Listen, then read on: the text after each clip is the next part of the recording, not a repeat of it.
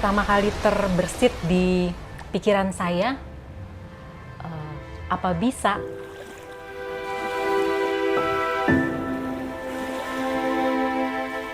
kita bisa menunjukkan kepada dunia bahwa tunanetra pun bisa bersenang-senang dengan cara jalan-jalan berwisata.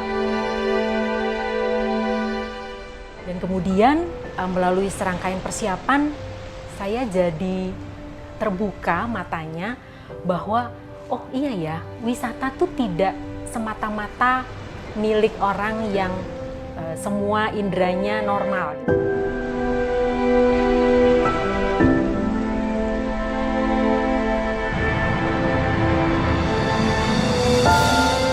Yang orang-orang pada umumnya mungkin merasa itu keterbatasan, paling tidak buat kami itu jadi membuka mata kami justru. Mungkin selama ini mata kami yang lebih tertutup gitu justru.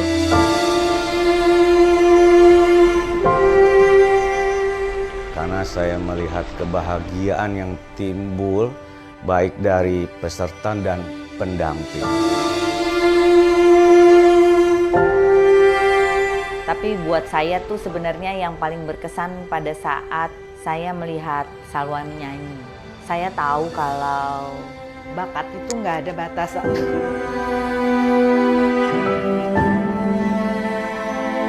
Seumur hidup kita akan selalu mengingat lagu itu dan momentum pada saat malam hari itu.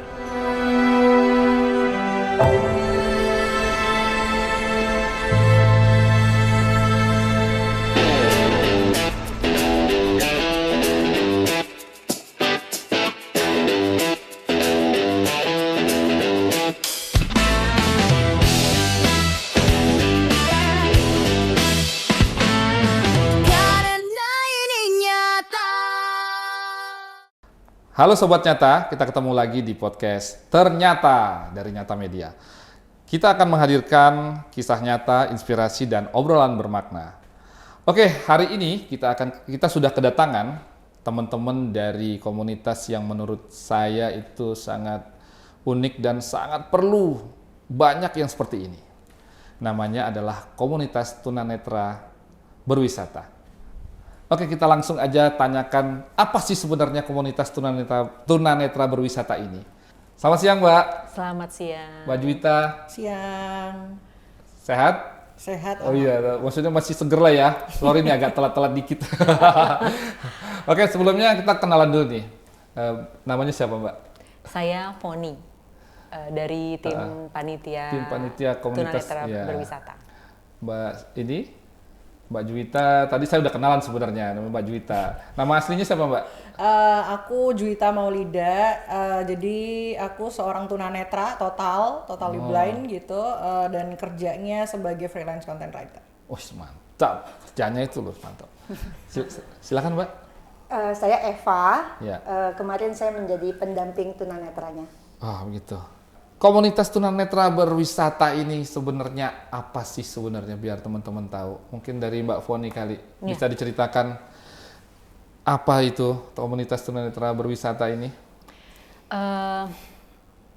Tunanetra berwisata sebenarnya adalah kegiatan untuk membawa teman-teman disabilitas netra atau tunanetra untuk bisa juga eksplor alam, bisa jalan-jalan dan berwisata.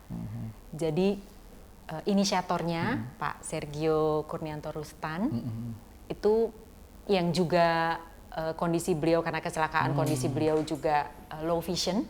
Ya, kan ada dua ya, ada totally blind, ada low vision. Beliau karena kondisinya ada sekarang low vision, jadi punya inisiasi gimana ya caranya supaya teman-teman tunanetra juga bisa jalan-jalan, menikmati alam, keluar, mengeksplor apa yang bisa dinikmati dari alam itu sendiri. Gitu. Sebenarnya sesimpel itu ininya, tujuannya. Tujuannya ya.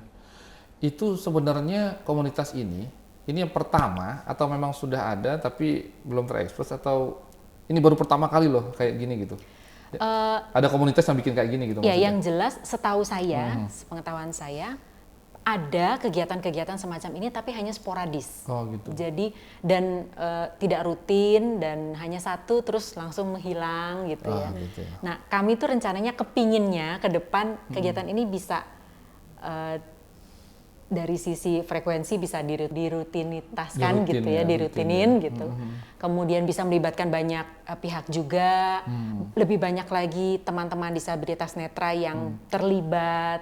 Mungkin kemarin sempat ke hutan, terus ke laut, mungkin ke tempat-tempat lain. Jadi bisa benar-benar dieksplor lah.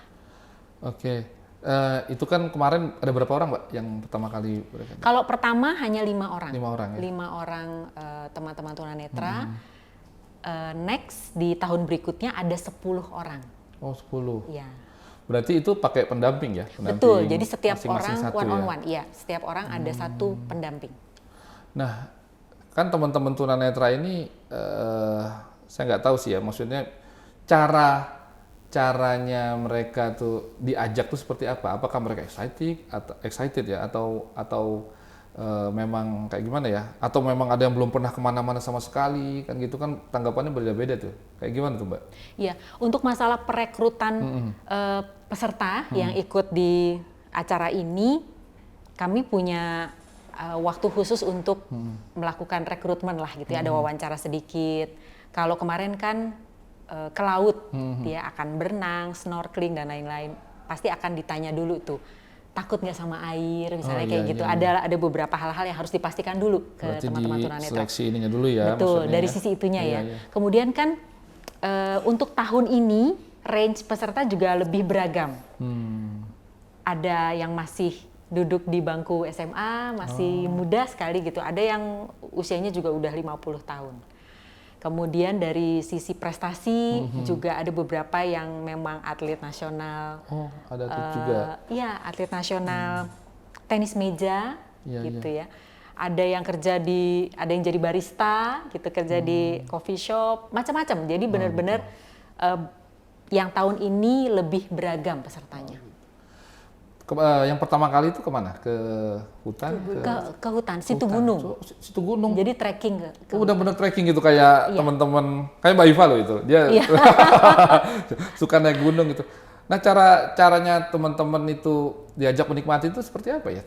Seperti maksudnya diajak bener-bener naik gunung yang treknya susah beneran, atau memang ya oke lah, yang penting kita jalan-jalan dulu. Yang jelas kan ini juga sebenarnya ingin membuka mata banyak orang. Selama ini yang jalan-jalan, menikmati alam, berwisata itu kan pasti ya kita melihat alam gitu ya. Menikmati alam tuh hanya dengan melihat alam.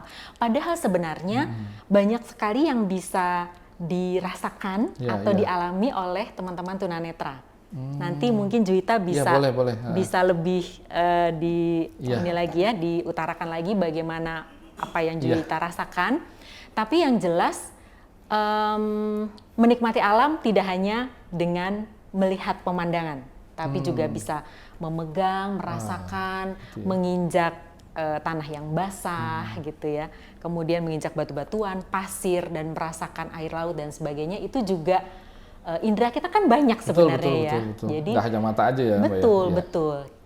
Jadi kegiatan ini benar-benar mau membuka mata banyak orang bahwa tunanetra juga bisa berwisata. Betul. Seperti itu. Kalau saya pribadi sih memang belum pernah lah melihat terekspos seperti ini gitu ya. Tunanetra biasanya ya mungkin masing-masing lah diajak keluarganya kemana. Cuma caranya itu kan kita belum tahu sebenarnya kayak gimana. Nah, kita tanya Juwita sekarang.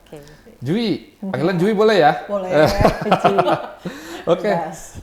Kemarin kan udah 2 kali, Jui udah ikut dua-duanya apa?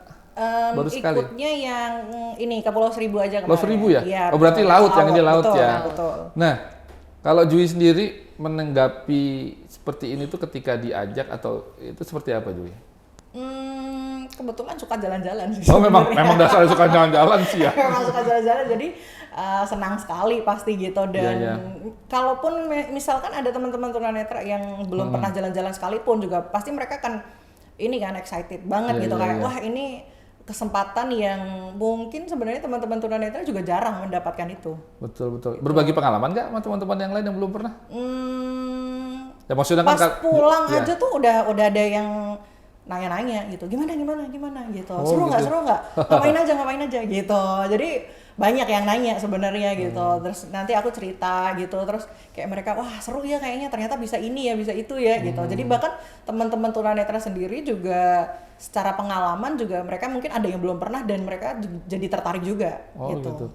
Kemarin yang ikut itu sama-sama kayak Jui udah pernah jalan-jalan juga, maksudnya atau ada yang belum pernah kemana-mana sama sekali gitu? Sepertinya beragam sih, Beragam, seperti tadi. Iya, seperti Kak Foni tadi bilang, ada teman-teman yang belum pernah sama sekali ke laut. Mungkin mereka jalan-jalannya cuma sekedar kayak di kota-kota aja ya, kayak misalnya di museum atau apa gitu. Tapi kan nggak semuanya pernah ke laut. Kalaupun ke laut misalnya cuma di pantai aja, nggak snorkeling, nggak berenang malah. gitu. Nah, naik kapal, nyebrang kapal itu kan. Snorkeling. Snorkeling ya? Oh, sampai snorkeling? Snorkeling. Nah, kemarin Jui sempat snorkeling juga? iya, sama Mbak Eva. Itu gimana ya rasanya ya? Yang dirasakan ketika kan nyemplung ya berarti pakai itu kan berarti apa memang udah sering? Kalau Jui sering mungkin teman-teman lain belum. Itu kayak gimana ya? Kan pertama kali nyobain snorkeling kan berarti pakai alat dulu. Ini buat apa? Terus cara menerangkan cara bernafasnya seperti itu. Gimana? Sulit atau memang bisalah gitulah gitu.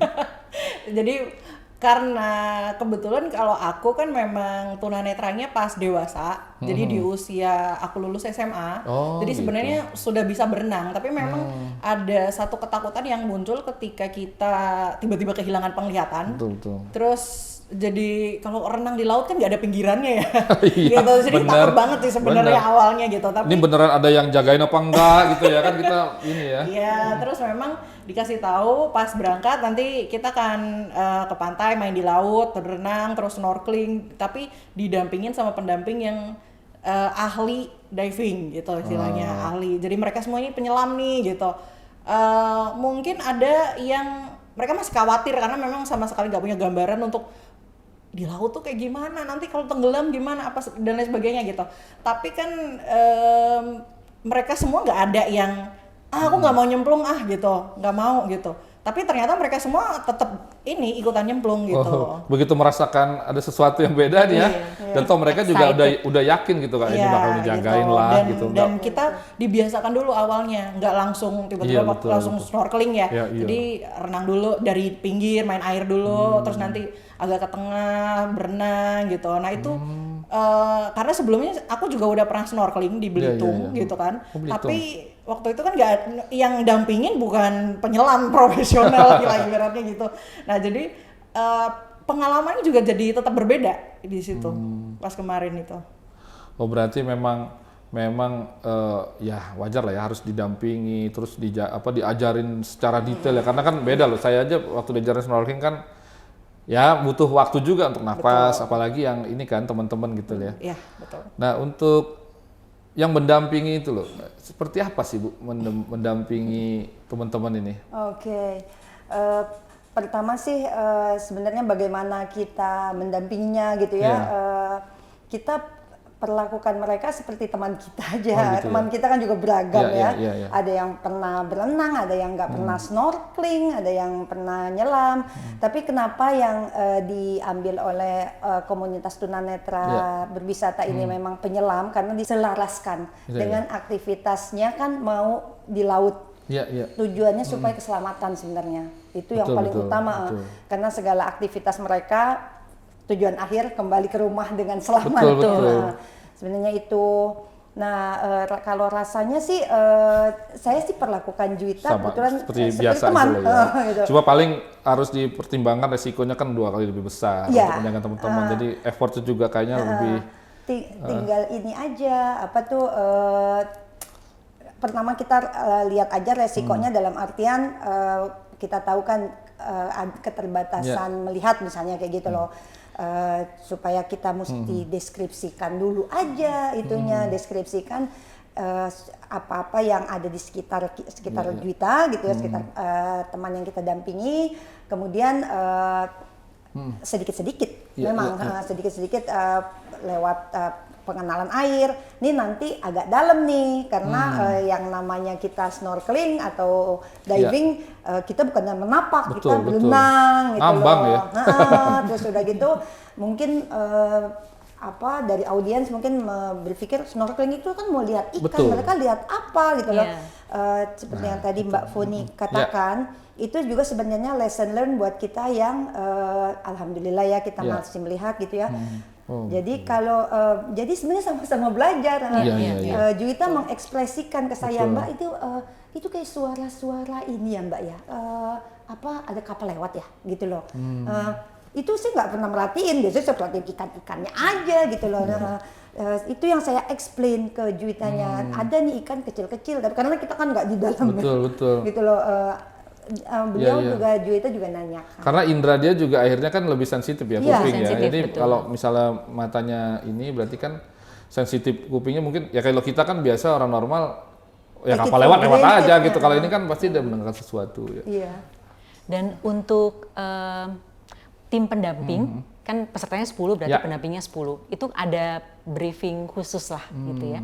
Jadi kami sudah percaya memang tim pendamping memang sudah dipilih orang-orang yang capable, udah anak alam deh gitu ya, udah tahu, udah pintar berenang, mahir berenang, pintar menyelam. Tapi memang mereka belum ada pengalaman untuk mendampingi teman-teman tunanetra. Nah ini kan sesuatu yang baru juga gitu ya buat teman-teman pendamping. Ada briefing dulu. Edukasinya juga perlu kan, buat bagaimana cara menemani teman-teman yang tunanetra. Dan belum teman-teman pendamping belum ada pengalaman ke arah itu. Tapi yang saya salut dan saya seneng banget ketika melihat teman-teman pendamping ini berinteraksi gitu ya dan mendampingi teman-teman tunanetra, mereka tuh benar-benar care. Oh gitu. Jadi satu mendampingi satu ya. Itu benar-benar terjadi di situ interaksi yang intens gitu ya. Benar-benar dideskripsikan secara jelas, ini mau kemana, ini sedang apa, ini apa dan sebagainya. Dan seperti kata Mbak Eva tadi, memang saling belajar jadinya. Karena ini hal baru buat dua-duanya gitu. Berarti ada tantangannya lah ya. Tantangan terbesar tuh apa sebenarnya Mbak? Misalnya untuk menemani teman-teman ini? Kalau spesifik di kegiatan yang kemarin ya, kalau itu kan kegiatannya di laut.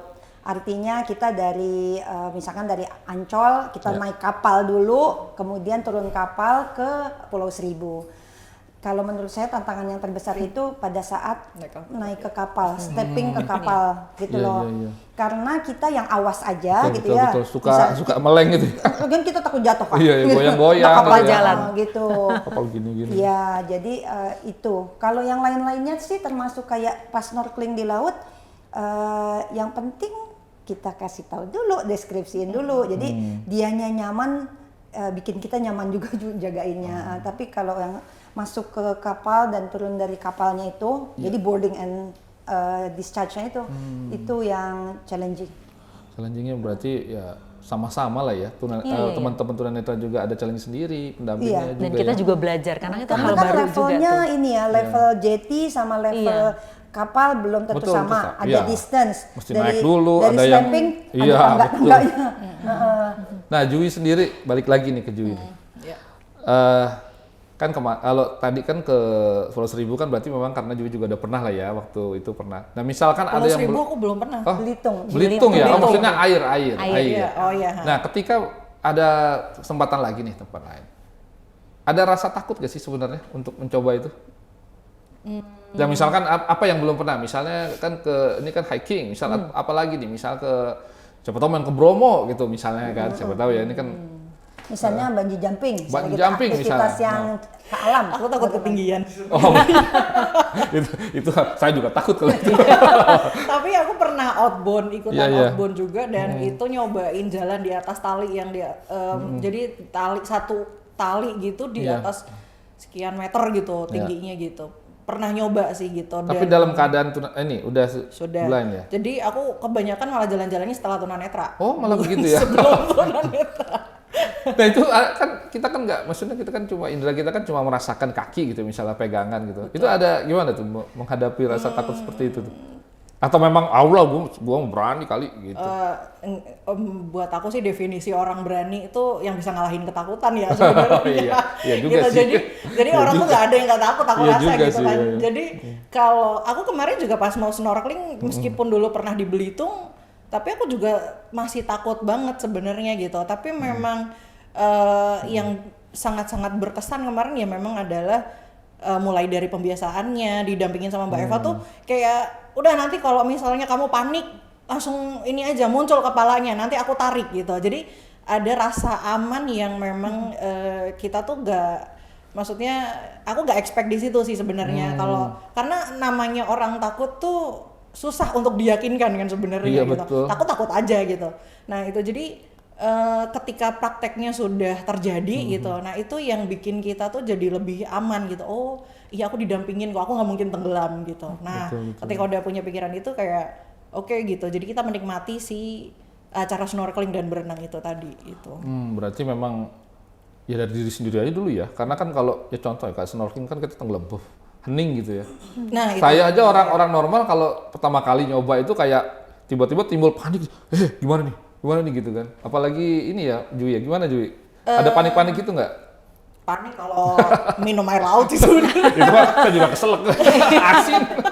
Tapi kalau hening itu adalah justru salah satu yang paling aku nikmati gitu. Jadi keheningan itu kan dunia tuh rame banget ya. Ya betul. Gitu. Dan kebetulan aku tuh suka sendirian anaknya biasanya gitu. Jadi pas berenang itu terus aku tuh kayak bilang sama ada teman aku yang low vision, dia juga sering main gitu. Aku sering cerita-cerita sama beliau juga. Itu bilang bahwa salah satu kenikmatannya orang diving atau snorkeling itu adalah si ketenangannya itu gitu. Dan karena aku nggak pernah nyoba kan sebelum jadi tunanetra gitu. Jadi salah satu keheningan itu yang sebenarnya yang mungkin itu bikin nagih. Aku nggak tahu, mungkin Mbak Eva juga bisa jawab ya. Jadi orang yang suka diving itu apakah memang suka sama ketenangan itu atau enggak gitu. Karena itu buat aku itu yang aku nikmati pas zaman dulu di snorkeling di Belitung juga sama, pas di Pulau Seribu kemarin itu juga sama gitu. Jadi tidak harus selalu melihat apakah ada ikan atau apa, itu enggak sih gitu. Gitu. Nah kalau dari sisi Mbak Eva, kan itu dari sisi Jui. Kalau Mbak Eva dari sisi pendamping maksudnya ya, cara menenangkan teman-teman yang gimana ya, kan ada juga yang nggak setenang Jui gitu ya. Pasti ada yang wah gimana caranya itu gimana tuh? Jadi kayaknya sih kita balik lagi ke basic ke masing-masing, human being. Jadi maksudku rasa takut ada di semua orang. Bagaimana menghandle rasa takut itu sama semua orang, mau kita masih awas ataupun sudah tidak awas gitu loh. Kuncinya yaitu kita mesti bikin dia tenang. Ketakutan itu jawabannya ketenangan gitu loh. Tenangnya bukan karena sunyi, jadi membuat dia tenang, aman. Itu gimana tuh caranya? Cara membuat kalau saya pertama saya maksudnya saya memberi kayak saya mewajibkan diri saya gitu ya, supaya Juwita nyaman bersama saya, itu aja. Kalau dia nyaman, dia merasa tenang. Dia nyaman, dia mau dalam kondisi panik atau tidak panik, dia menikmati karena dia tahu ada saya. Betul. Kuncinya sebenarnya itu. Karena betul juga, ada juga malah teman kita yang paling kecil itu ya. Pertama tuh yang namanya nggak mau, itu kayak bawa anak kecil 3 tahun, nggak ada air, nggak mau namanya panik ya, kayak takut disuntik gitu loh kan, takut dulu deh gitu. Takutnya gitu, tapi setelah udah ke laut, karena ada pendampingnya juga gitu loh, nggak mau dibawa naik lagi. Susah, itu yang terakhir dibawa. Malah kayak enakan gitu ya. Karena itu experience itu yang maksudnya saya encouraging juga sih teman-teman yang masih awas gitu ya, betapa kita itu kalau memang kita bisa nggak perlu selalu berwisata, tapi berdampingan dengan yang entah disable apapun gitu loh. Karena ada hal lain yang kita take it for granted, sebenarnya di situ ada kenikmatan. Itu yang saya benar-benar belajar dari yang conversation sama Juwita pada saat kita snorkeling aja. Oh gitu. Jadi memang dari awal sebelum naik ke kapal ya, waktu masih kumpul di Ancolnya itu sudah mulai pendamping itu udah mulai dengan siapa yang akan didampingi ngobrol. Kan dari situ dulu ya, supaya timbul trust, kenalan dulu nih siapa sih yang akan mendampingi saya gitu. Betul. Ngobrol, tanya kesukaannya apa. Dan dari situ tuh mulai timbul trust lah gitu. Sampai terus ke kegiatan lainnya. Kata kuncinya rasa aman berarti. Betul. Dan dari panitia juga kami ada tim dokter. Jadi peserta juga tahu bahwa kalau kalau ada apa-apa tenang, ada medis gitu. Ya itu rasa aman ya Ju ya. Berarti kalau kita merasa udah aman, ya tenang aja. Mau diajak ngapain juga udah ada yang jagain. Iya. Bungee jumping juga sikat aja nanti ya kan. Oke Mbak Foni, Ya. saya mau tanya nih,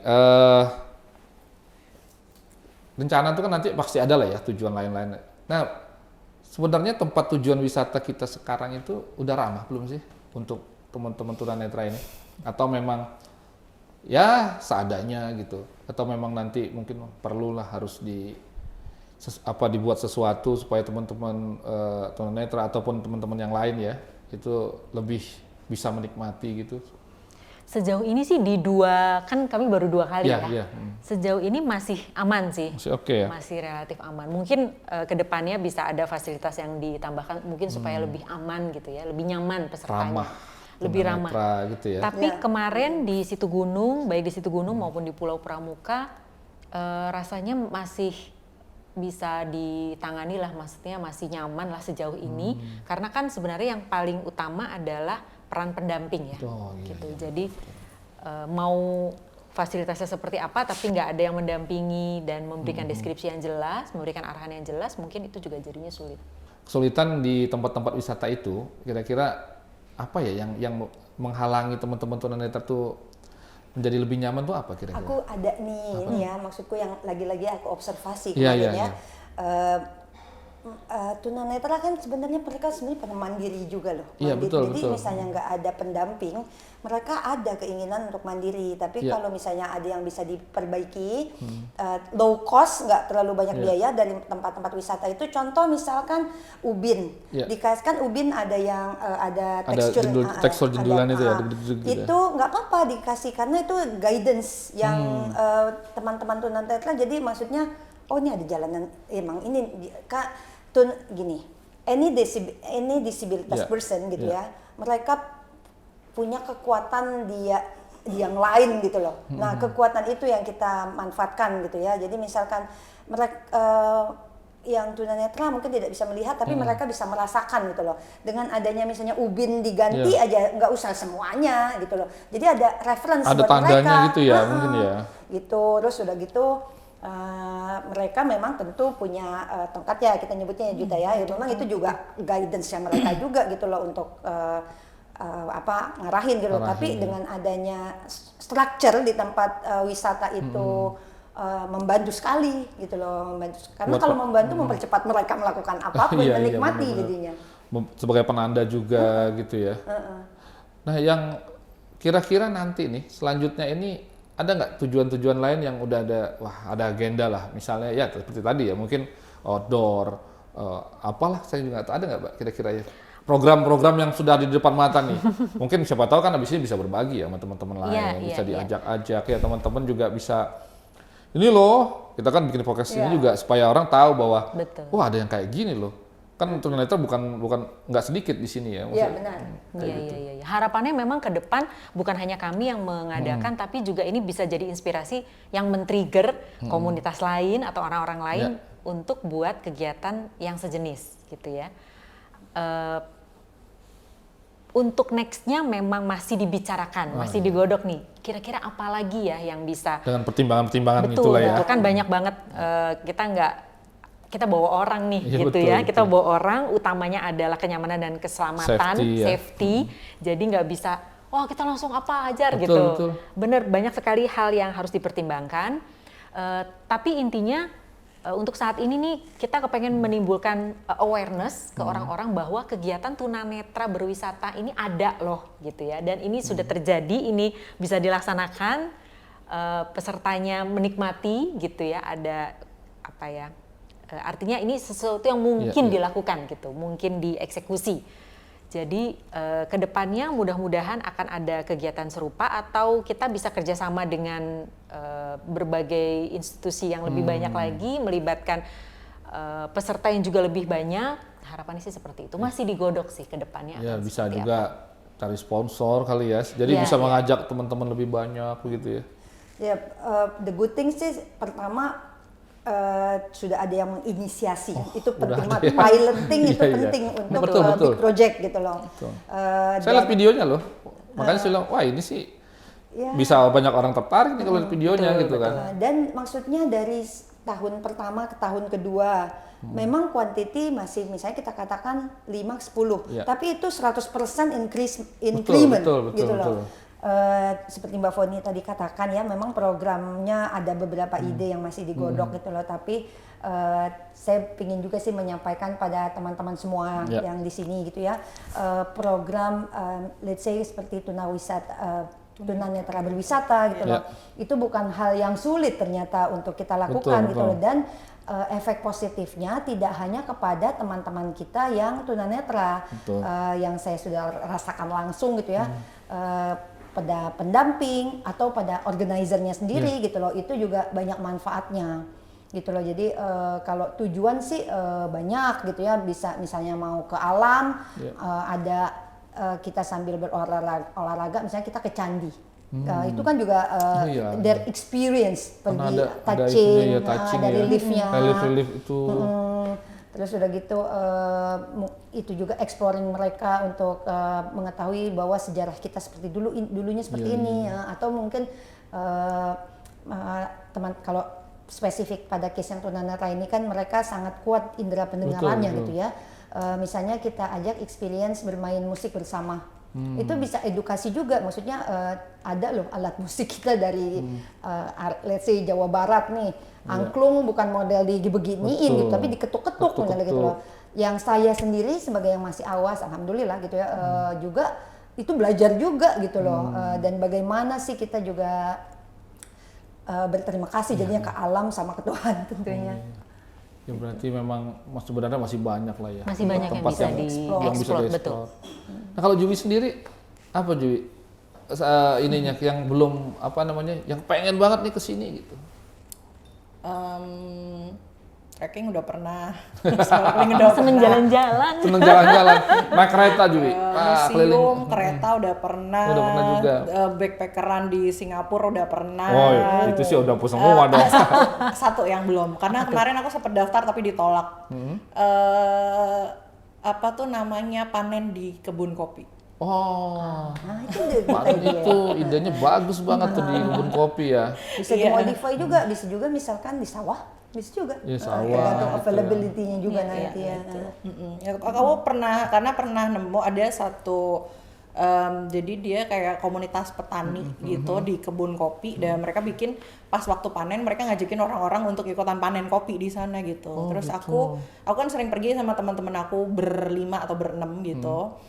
Terus aku bilang aku pengen ke situ deh gitu, pengen daftar. Terus pas didaftarin ternyata aku ditolak. Karena kita nggak bisa nerima tunanetra gitu. Terus si temanku bilang nggak apa-apa, nanti saya yang dampingin kok, ada pendampingnya gitu. Mereka tetap nggak berani gitu. Nah jadi di bagian ini tuh sebenarnya yang jadi tantangan sebenarnya untuk orang-orang ngajakin teman-teman tunanetra tuh bermain gitu, istilahnya berwisata, main, jalan-jalan itu. Karena yang harus diterobos dulu adalah apakah mereka memang mau atau enggak gitu aja.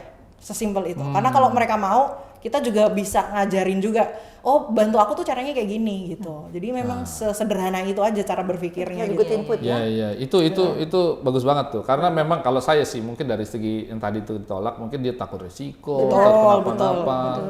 Nah, mungkin tapi ini proses edukasi juga. Betul. Proses edukasi, lagi-lagi kita bersyukur ya, maksudnya ada komunitas tunanetra berwisata. Ada sampelnya, bisa jadi mungkin petani kopi itu sebenarnya mau tapi khawatir, resiko khawatir karena kan memang safety apa gitu. Iya, takutnya kan itu namanya kebun kan luas, terus ada takutnya ya dia jaga-jaga aja sih. Mungkin kalau mungkin ini bisa menginspirasi teman-teman event organizer yang kayak gini gitu loh ya. Kalau istilahnya kalau teman-teman tunanetra sih biasanya kalau udah ditolak kan udah biasa ya, kayak kita udah berpikiran positif. Mereka emang belum pernah ketemu sama tunanetra aja, jadi dipikirnya tunanetra tuh cuma diem di rumah gitu kan, nggak main gitu. Paling diajak ke mall muter-muter mamanya. Sama satu lagi ya yang maksudnya ini mungkin juga perlu kita marketingkan juga ya. Kan kita kan taunya tunanetra itu pijat tunanetra ya. That's not right. Karena sekarang tunanetra ada yang seperti Juwita, content Aku juga creator. mijit juga, mijit ini keyboard komputer. Mijit keyboard komputer. Terus ada yang bukannya cuma sekedar bekerja menjadi barista, bukan, membuat formulasinya gitu loh, karena dia strengthening, dia punya capability tesnya dia bisa lebih detail mungkin. Betul. Jadi sebenarnya sebenarnya yang punya keterbatasan justru yang awas nih. Jadi yang matanya perlu dibuka itu sebenarnya kita yang awas. Betul. Ya memang ini sebenarnya tantangan sih, karena kan mungkin abis ini ya semakin besar komunitasnya, mungkin tempat-tempat wisata juga akhirnya bisa menyediakan fasilitas Betul. kan. Ini kan juga kesempatan perluasan bisnis lah gitu untuk pelaku usaha.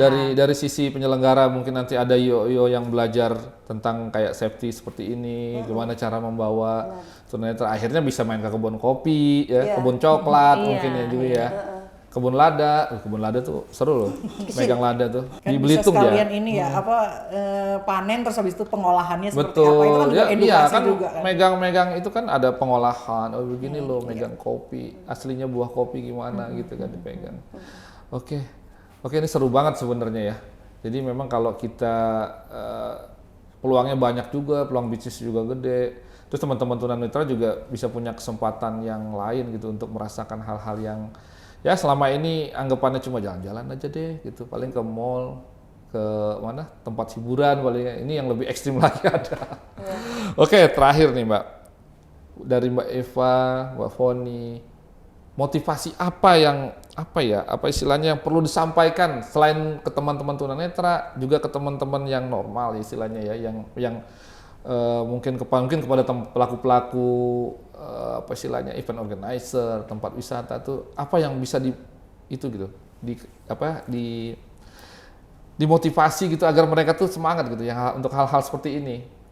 Yang jelas kalau dari kami ya kepinginnya kegiatan ini terus bergulir, terus diperbincangkan gitu ya. Kemudian bisa men-trigger banyak pihak untuk membuat hal yang sama atau mungkin lebih dari ini.